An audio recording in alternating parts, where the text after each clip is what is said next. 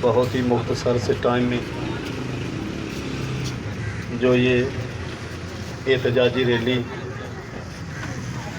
علامتی ریکارڈ کرانے کے لیے سویڈن حکومت کے خلاف ہم اکٹھے ہوئے ہیں، یہ ساری کاوش ہے سر فہد عباس خرم صاحب کی۔ قابل تحسین ہے، قابل داد ہیں وہ۔ جب بھی کوئی ایسا موقع آتا ہے تو وہ یقیناً پرچم لے کر آگے نکلتے ہیں، تو ہم بھی ان کے پیچھے پیچھے چل پڑتے ہیں۔ یقیناً ان کا اجر جو ہے اللہ کی بارگاہ میں محفوظ ہے۔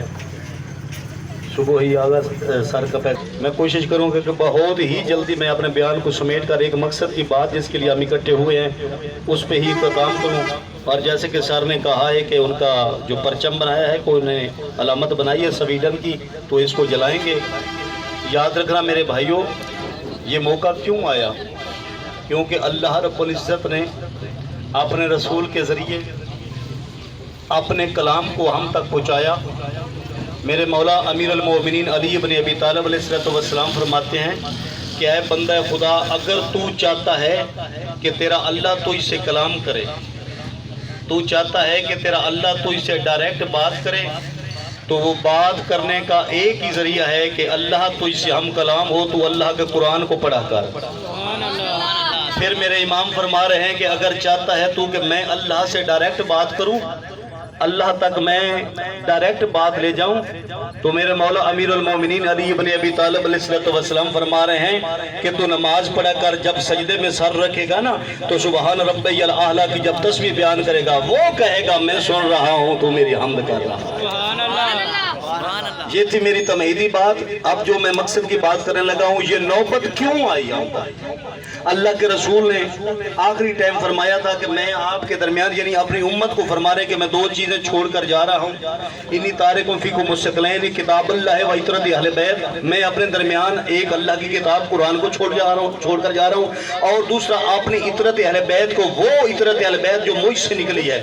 عربی زبان میں اطرت اس شاخ کو بولتے ہیں جو بہار کے موسم میں درخت سے نکلتی ہے، کومپل سے نکلتی ہے، ہری ٹہنی نکلتی ہے، اس کو عربی والے اطرت بولتے ہیں۔ فرما رہے ہیں کہ میں وہ اہل بیت چھوڑ کر جا رہا ہوں جو مجھ سے نکلی ہے۔ یاد رکھو، ان دونوں کو آپس میں اکٹھے رکھنا، ان سے محبت کرنا۔ میں اللہ کا رسول وعدہ کر رہا ہوں کہ یہ دونوں چیزیں تم ان کا دامن تھامے رکھنا، یہ دونوں چیزیں تمہیں حوض کوثر پہ اکٹھی لے کر آئیں گی۔ اب ہوا کیا ہے؟ ستم ظریفی کیا ہے؟ ستم ظریفی ہم سے یہ ہو گئی ہے، ہم نے قرآن کو بھی چھوڑ دیا، آل کو بھی چھوڑ دیا۔ سویڈن کے خلاف احتجاج کرنے سے پہلے مجھ سے لے کر حافظ صاحب دائیں بائیں حفاظ بیٹھے، ہم سے لے کر ان بچوں سے لے کر جو آخری بندہ کھڑا ہے، میں سب سے ایک سوال کرتا ہوں، ہم سویڈن کے خلاف احتجاج کرنے آئے ہیں نا؟ بولو یار، کیوں کرنے آئے ہیں؟ انہوں نے اللہ کی لا ریب بے عیب کتاب کی توہین کی ہے۔ ایسے ہی ہے، ہر بندے کو تکلیف ہے، دل دکھی ہے۔ او بھائی یار بولو تو صحیح، میں کوئی سیاسی جلسے ہی گل پہ کرتا۔ اے تہاڈی زبان علی تے جڑے موڈیاں تے بیٹھے نے لکھ لین گے، انہاں دا تعلق قرآن دے نال ہے۔ اے تہاڈے لکھن والے بیٹھے نے، یہ لکھ لیں گے کہ ان کا تعلق قرآن کے ساتھ ہے۔ سب قرآن کے لیے اکٹھے ہوئے ہیں، سب کے دل میں قرآن کی محبت ہے، پکی بات ہے۔ اب ایسے ہی بول کر میرے سوال کا جواب دینا ہے۔ اس بچے سے لے کر اس آخری بزرگ تک میں سوال کرتا ہوں، ہم میں کتنے لوگ ہیں جنہوں نے آج قرآن کی عزت کر کے قرآن کی زیارت کی ہے؟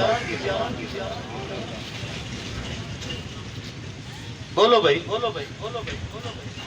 اچھا آج کو چھوڑ دیتے ہیں، کل جمعہ تھا نا؟ جمعہ ہی تھا نا؟ اچھا جمعہ والے دن کتنے لوگ ہیں؟ مجھے اب ہاتھ کھڑا کرنے کی بھی ضرورت نہیں، اپنے ضمیر سے سوال کر رہا ہوں۔ ہم اکٹھے ہوئے قرآن کی عزت کے لیے۔ قرآن کی عزت یہ ہے کہ ہم قرآن کی تلاوت بھی کریں اور اس پہ عمل بھی کریں۔ کتنے لوگ ہیں؟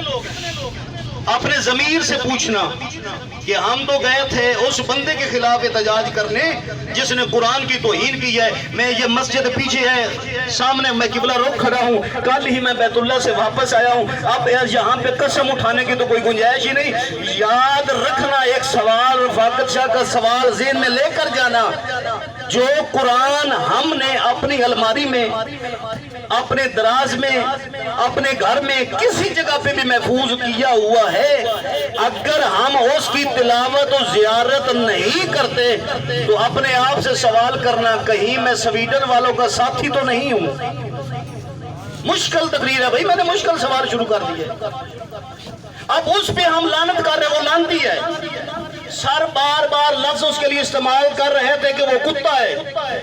سر میں آپ سے گزارش کروں گا کہ لفظ کتا نہ کہنا, یہ کتے کی توہین ہے. کتا کہے گا کہ مجھے کتا تو اللہ نے بنایا, میں نے کب قرآن کی توہین کی ہے. اگر آپ کو اس کو بولیں گے کہ وہ خنزیر ہے تو شاید خنزیر بھی بول پڑے گا کہ میں نے قرآن کی توہین نہیں کی, اس نے کی ہے. یہ کتا اور خنزیر اس کی مماثلت نہیں ہے. پریشان تو نہیں ہوگا بھائی یار؟ مشکل لفظ میں بات مشکل لفظ لے کر آ گیا ہوں. یاد رکھنا وہ کتا اور خنزیر اپنی مقام پہ ہیں, ان کو اللہ نے بنایا, مگر انہوں نے قرآن کی توہین نہیں کی. جس نے قرآن کی توہین کی ہے اس کا نہ کوئی حسب ہے, نہ کوئی نسب ہے, نہ کوئی شجرہ ہے, نہ کوئی خاندان ہے. وہ کوئی ایسی مخلوق ہے جس کے باپ کا بھی پتہ نہیں. اللہ جانے وہ کہاں کہاں سے اکٹھا ہو کر آیا, یہ اللہ جانتا ہے. اور میں دعوے سے کہہ سکتا ہوں, ہو سکتا ہے کہ اس کی ماں بھی تسلیم نہ کرے کہ اس کا باپ کون ہے. یاد رکھنا میرے بھائیوں, اور یاد رکھنا اگر عزت قرآن چاہتے ہو کہ ہم قرآن کی عزت کر رہے ہیں تو پھر گھر رکھے ہوئے قرآن کو صرف کبھی کبھار سر کے اوپر رکھ کے کسی کو تسلی دینے کے لیے نہ رکھو.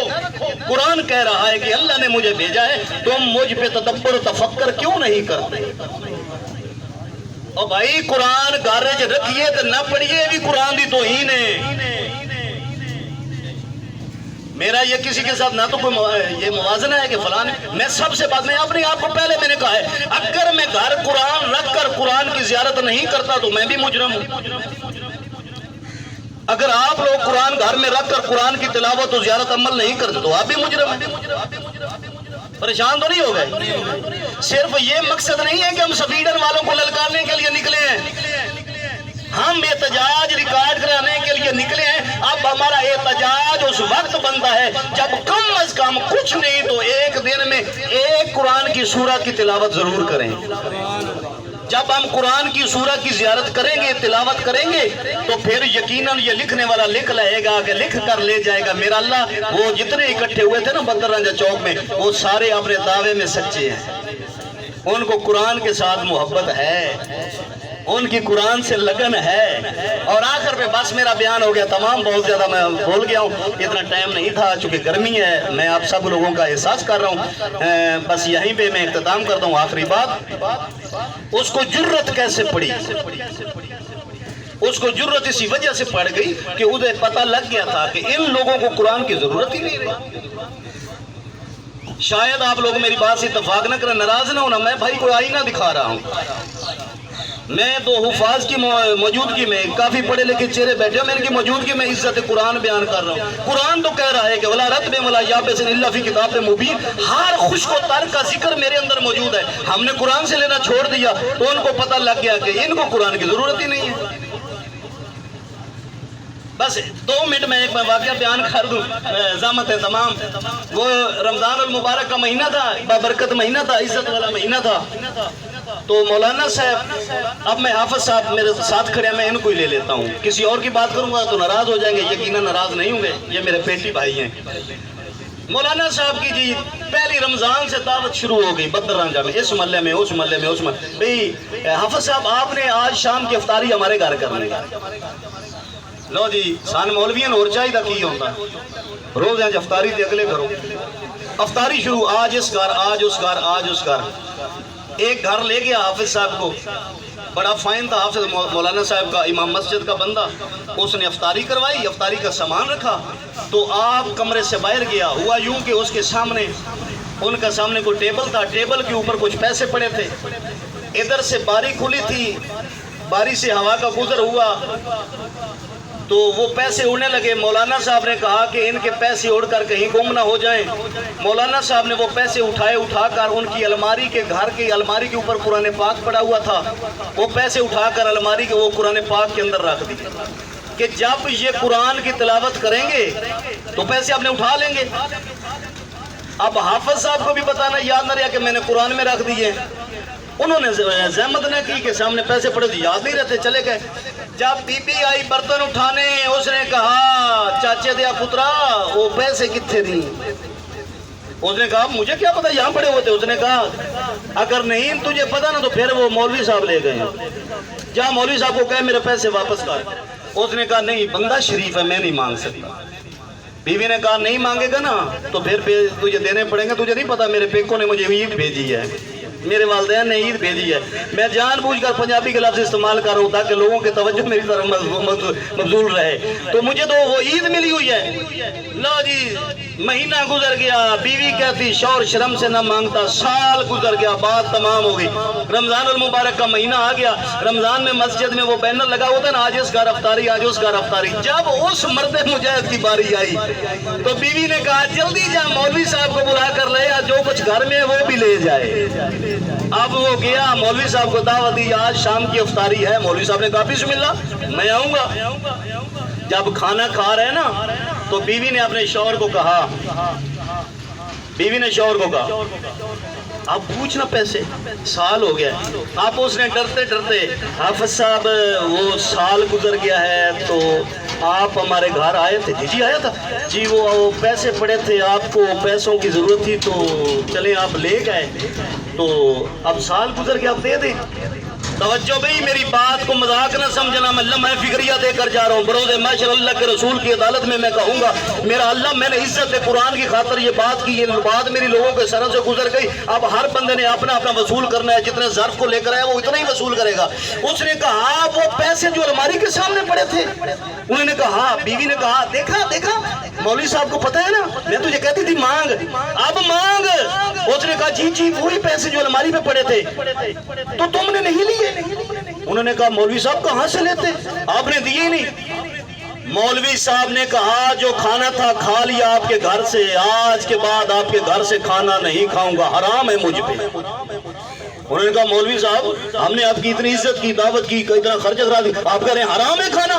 انہوں نے کہا اس لیے کھانا حرام ہے, سال گزر گیا ہے, اس بات سے مجھے یقین ہو گیا ہے کہ 1 سال میں تم نے قرآن کو کبھی کھولا بھی نہیں.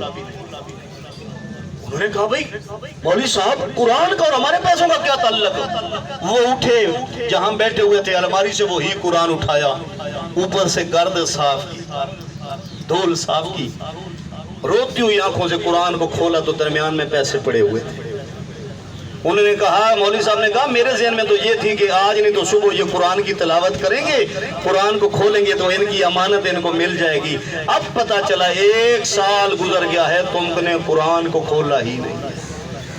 عزت قرآن کے لیے نکلے ہیں تو سب سے پہلے بات یہ ذہن میں رکھیں, وہ سویڈن والے لاندی ملعون نے تو جو کیا اس پہ تو لعنت ہے, ہمیشہ کے لیے ہے, معاشر تک ہوگی, معاشر کی عدالت میں ہوگی. وہ نہ انسانی شکل میں آئے گا, نہ وہ کتے کی شکل میں آئے گا, نہ وہ خنزیر کی شکل میں آئے گا, شاید وہ کیسے اللہ کی بارگاہ میں آئے گا اور ہمیشہ جلتا رہے گا. یاد رکھنا عزت قرآن کی خاطر ہم نکلے ہیں تو ہمارے لیے بھی یہ لازم ہے کہ ہم اپنے گھروں میں پڑے ہوئے قرآن پاک کو کہیں بھول نہ جائیں. اتفاق کرتے ہیں میرے ساتھ؟ اچھا بہت زیادہ ہو گیا. اگر چاہتے ہیں دیکھیں شومی قسمت, بچپن میں بندہ نہیں پڑھ سکا قرآن, شومی قسمت یہ مقدر کی بات ہے. غافلت ہو گئی والدین سے کہ جنہوں نے نہیں پڑھایا, لیکن یاد رکھنا قرآن پڑھنے کے لیے عمر کا تقاضا نہیں ہے. قرآن آپ زندگی کے آخری دن بھی پڑھ سکتے ہیں. جنہوں نے پڑھا ہے بسم اللہ, جنہوں نے نہیں پڑھا آپ کے لیے اتنی مساجد, اتنے علماء کرام, اتنے حفاظ موجود ہیں. اپنی مصروف زندگی میں سے اپنے کاروبار کے لیے جتنا ٹائم نکالتے ہیں تو کم از کم, زیادہ نہیں, میں آپ کے لیے یہی یعنی بطور سید منت ہی کر سکتا ہوں نا, آپ سے منت کرتا ہوں کہ کم از کم زیادہ نہیں تو 20 منٹ نکال لیں 24 گھنٹے میں سے. 20 मिनट निकाल कर किसी हाफिज साहब के पास, किसी मौलाना साहब के पास, घर में कोई पढ़ा लिखा है तो उसके पास, ज़रूरी नहीं कि मस्जिद में हाफिज साहब से पढ़े, ज़रूरी नहीं कि मुझसे आकर पढ़े, जो पढ़ा लिखा घर में कोई बच्चा पढ़ा हुआ है, ये शर्म वाली बात नहीं कि बेटा या बेटी पढ़े हों तो वालिदैन ने कुरान ना पढ़ा हो, इसमें शर्म वाली बात नहीं है। वो बेटी या बेटे को सामने बहा के बिठा कर कहें कि बेटा मुझे कुरान पढ़ाओ। जब कुरान पढ़ेंगे तो यकीनन हकीकी मानों में हम फिर इज्जत कुरान के मुहाफ़िज़ हैं, हम फिर कुरान के साथी हैं। अगर अदरवाइज नहीं है तो फिर ऐसे ही समझ लें बस हम निकले हैं, हमारे जिस्म तो निकले हैं मगर हमारी रूह नहीं निकली। अल्लाह रब्बुल इज़्ज़त हमारी सब की काविश को कबूल फरमाए। और आखिर में मुंह से तकरीबन निकलने लगता है मुर्दाबाद मुर्दाबाद मुर्दाबाद, स्वीडन मुर्दाबाद, जो उसकी हमायत करेगा वो भी मुर्दाबाद, जो भी कुरान जलाने वालों से मोहब्बत करेगा वो भी मुर्दाबाद। हम जिंदा कौम की तरह अपना सबूत पेश करें, हम कल भी कुरान के साथ थे, हम आज भी कुरान के साथ हैं। अल्लाह इस कुरान को समझने की हमें